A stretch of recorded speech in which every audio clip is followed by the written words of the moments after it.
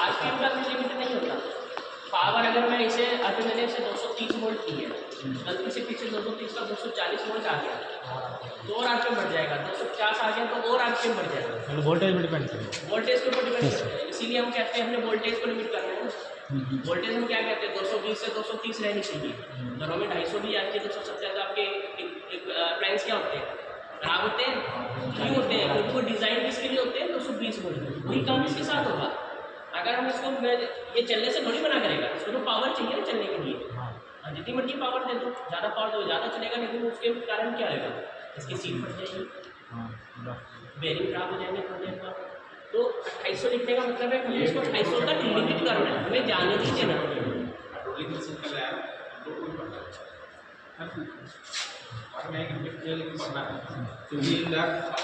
अलग से आ गई गाड़ी की सुई 240 भी होती है ना। यस सर, सुई का काटे में 240 लिखा होता है ना। मैक्सिमम नहीं, एक्सीडेंट आउट ऑफ कंट्रोल हो जाएगा।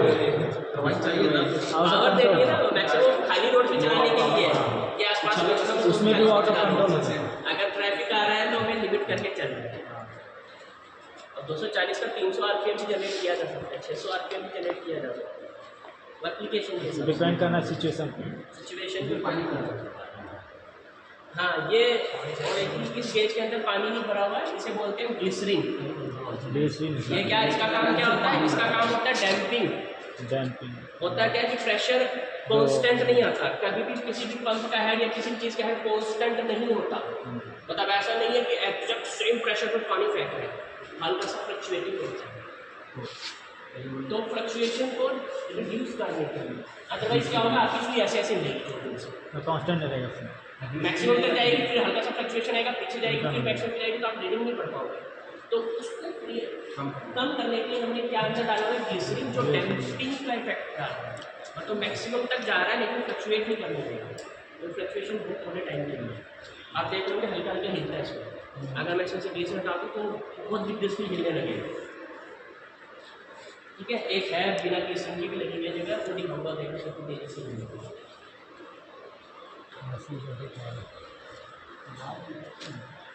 यहाँ पे सब कुछ दिया हुआ है। मेजरिंग टैंक का एरिया कितना है, एनर्जी मीटर का कांस्टेंट कितना है, डेंसिटी ऑफ वाटर कितना है, सबको पता है, 1000 kg पर मीटर क्यूब होती है। एफिशिएंसी ऑफ मोटर दिया हुआ है इसमें, इस मोटर का एफिशिएंसी कितना है। ठीक है, एक्सेलरेशन ड्यू टू ग्रेविटी और height of pressure gauge from vacuum gauge. इस गेज से डिस्टेंस कितना है, हो सकता है थोड़ा बहुत कम ज़्यादा हो, तो आपने मेजर करना है, दोनों मेजरिंग टूल है। उसके बाद ये फॉर्मूले हैं, इनपुट पावर निकालने का क्या फॉर्मूला होता है, और डिस्चार्ज निकालने का क्या फॉर्मूला जो मैंने अभी आपको बताया था। टोटल हेड निकालने का फॉर्मूला ये PD माइनस PS अपॉन 760 क्यों किया है, उसको कन्वर्ट करने के लिए सेक्शन को kg पर सेंटीमीटर स्क्वायर में कन्वर्ट करने के लिए 760 of mmHg, 760 of mmHg is equals to 1 bar। 760 है ना, इसकी रीडिंग किसमें है, kg पर सेंटीमीटर स्क्वायर में, उसकी है mmHg में। अब दोनों को हमें कंपेयर करना है, तो दोनों को सेम यूनिट में लाना पड़ेगा। तो सेम यूनिट का नहीं लगा, सेम यूनिट का नहीं लगा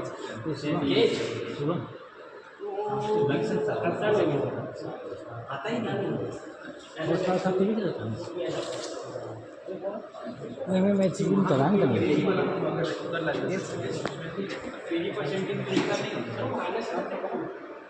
ये डिस्चार्ज ये देखिए वापस जा उल्टा घूमना है। अगर मैं इसको पॉजिटिव प्रेशर दूँ तो ये कुछ नहीं दिखाएगा, क्योंकि उधर घूमेगा ना। नेगेटिव प्रेशर है, स्पेरिक से नीचे जो प्रेशर मेजर होता है उसको नेगेटिव होगा।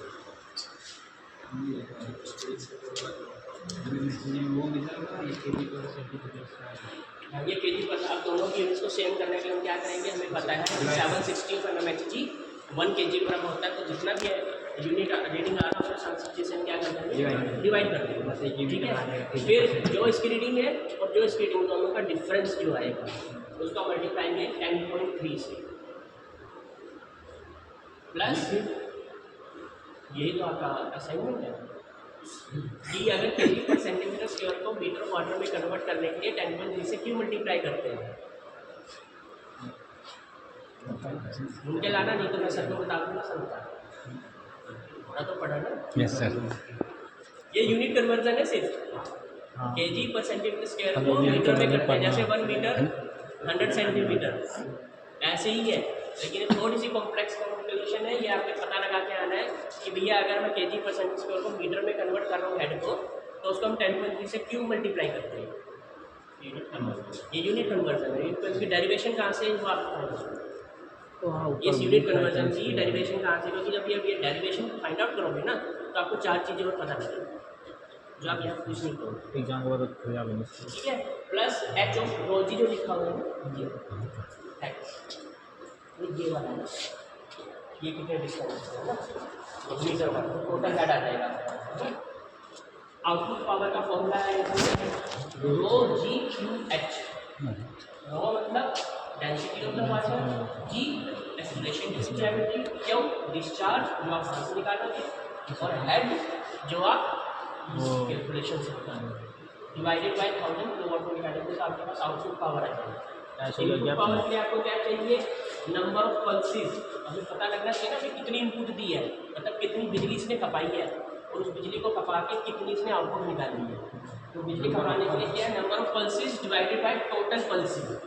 1 किलोवाट आवर में कितनी पल्सेस निकालता है, 3200 पल्सेस निकालता है।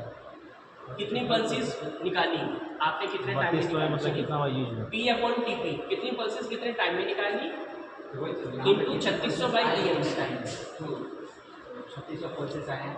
नहीं ये 3600 क्यों है, ये 3600 ने क्यों यूज़ किया है। हाँ तो वो 1 घंटे का हो गया, क्योंकि हम यहाँ पल्सेस ले रहे हैं सेकंड में ले रहे हैं, यस तो सेकंड को जब आवर में कन्वर्ट करेंगे तो 36 हो जाएगा।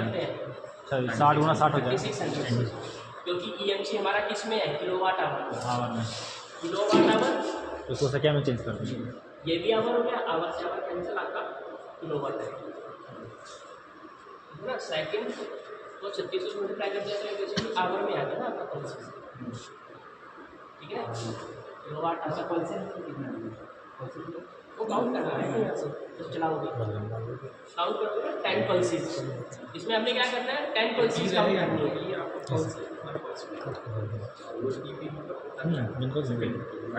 बिल्कुल काफ़ी जो चीज़ बनाना था वो ना